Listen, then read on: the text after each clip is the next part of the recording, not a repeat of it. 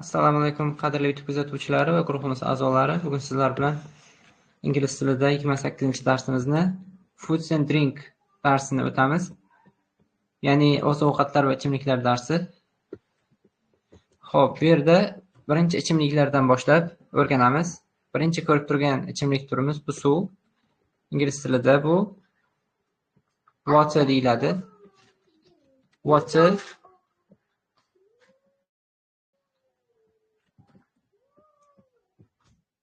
bo'ladi.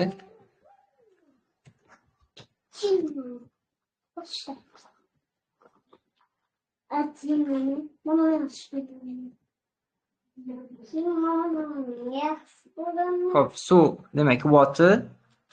Keyingi ichimligimiz bu tabiiy ichimliklardan sut. Ingliz tilida milk deb nomlanadi.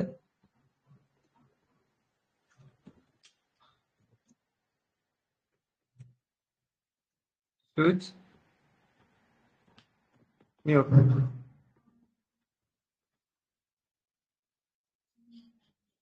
Keyingi demak ichimligimiz bu choy hisoblanadi.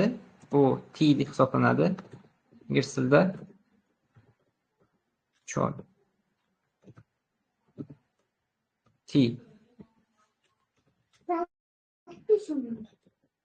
Ya'ni choy ichimligi tea hisoblanadi ingliz tilida. Keyingi ichimligimiz coffee.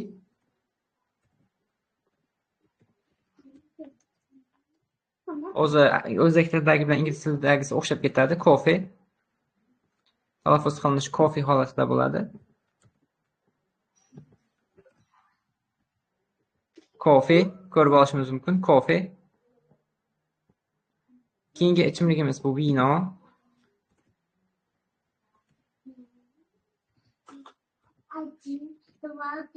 Wine deyiladi ingliz tilida. Wine deyiladi. Vino. Keyingi ichimligimiz bu gazli ichimliklar turiga kiradi. Gazli ichimliklar soda hisoblanadi. Soda. Gazli ichimlik hisoblanadi. Soda. Demak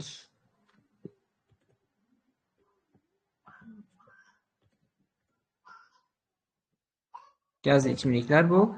Keyingi ichimligimiz Coca-Cola. Har xil yozuvlarda bo'ladi. Coke ham deyiladi. Coca-Cola.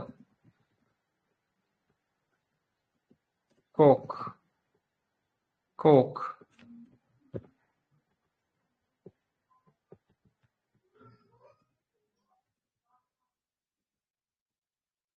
Coca-Cola. Ko'rishingiz mumkin, mana Coca-Cola. Demak, mana shu ichimliklarimiz. Oziq-ovqatlarga o'tamiz. Mana birinchi ko'rib turgan taom nomimiz bu pizza. Sorry. Mana pizza.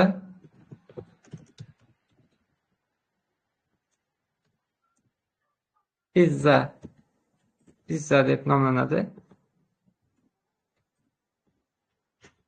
Pizza, ya'ni mana bu ko'rib turgan ovqatimiz pizza. Keyin mana bu lag'mon taomi. Noodles.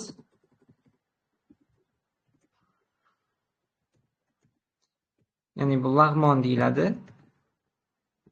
Noodles.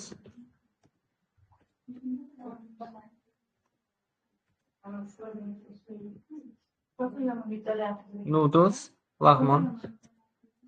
Keyin baliq taomimiz. Baliq ovqati, fish.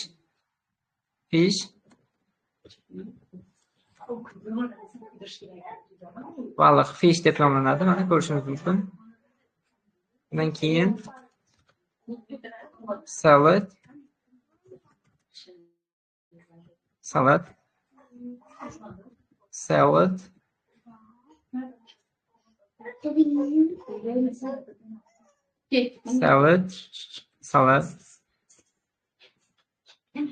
Keyingi taomimiz mana sho'rva.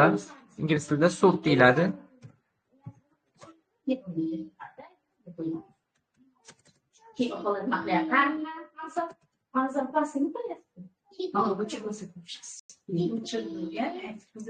Keyingi taomimiz demak ko'rib ko'rishingiz mumkin. Sho'rva.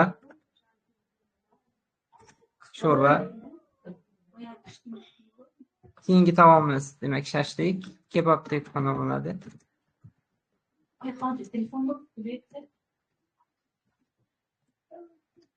Shashlik, kebab.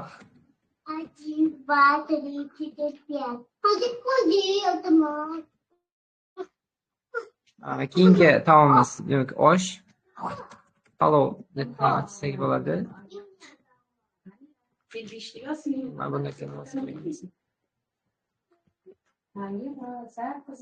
Oshni ko'rishingiz mumkin. Keyin sumalak taomi, sumalak tarjima qilmaymiz. Mana sumalakni ko'rishingiz mumkin. Demak, mana shu taomlarimiz. Yozib o'rganishimiz kerak bo'ladi. Ichimliklar, keyin ular bilan ishlatiladigan iboralar.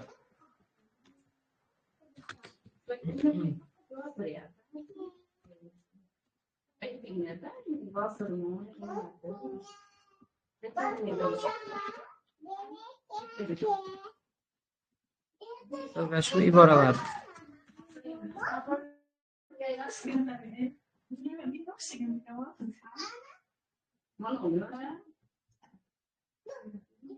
So'zlashuv iboralari ko'rishingiz mumkin. Misol uchun, eat deganni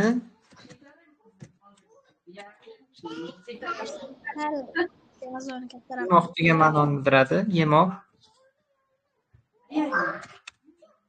Eat, yemoq. Drink.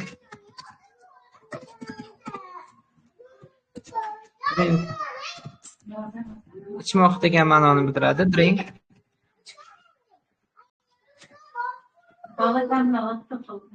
Drink ichmoq degan ma'noni bildiradi. Endi shular bilan hozir gaplarni o'rganamiz. Misol uchun, I drink coffee desam, men ichaman kofeni. Men ichaman kofeni. Hop, boshqa gaplarni ham ko'rib chiqamiz. Misol uchun, I eat pizza desam, men yeyman pizzani. Eat yemoq degani, ya'ni yeyman degan gaplarni bunaqa I eat iborasi bilan tushunamiz. Boshqa shaxslarda ham gap tuzishni o'rganamiz. Misol uchun, we eat palov. Biz yeymiz oshni. We eat palov. Keyin boshqa shaxslarda ham they eat pizza. Ular yeydilar pizzani. Hal yozib qiling. Ular yeydilar pizzani.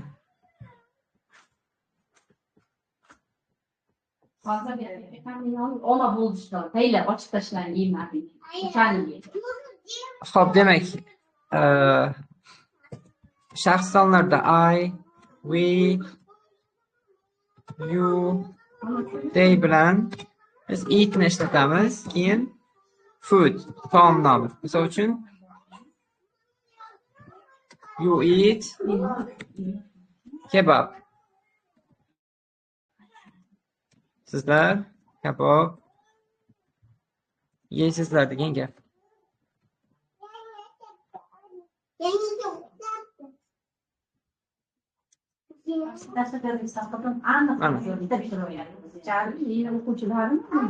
Eat kebab. Endi mana she, it bilan ishlatamiz biz. It shaklida ishlatiladi. Keyin food. Mana bunaqasi qo'shimchasi qo'shilishi kerak. Misol uchun, she eats an apple. U yeydi olmani. Mana shunaqa gap. She eat bilan eats holatda ishlatamiz. Drinks ham xuddi shunaqa.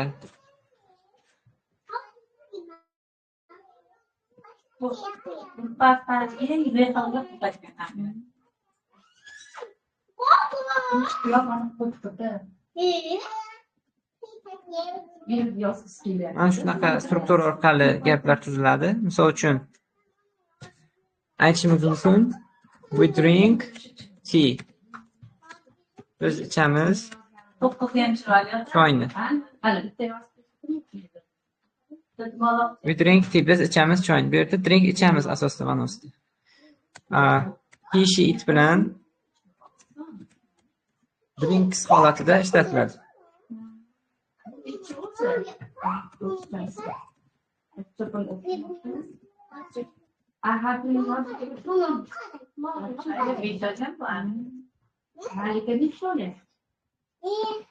O'chadi suvni.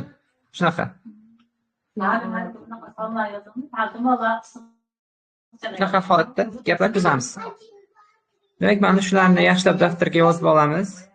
Savol-javoblarni guruhga yuboramiz. Nerede olsun?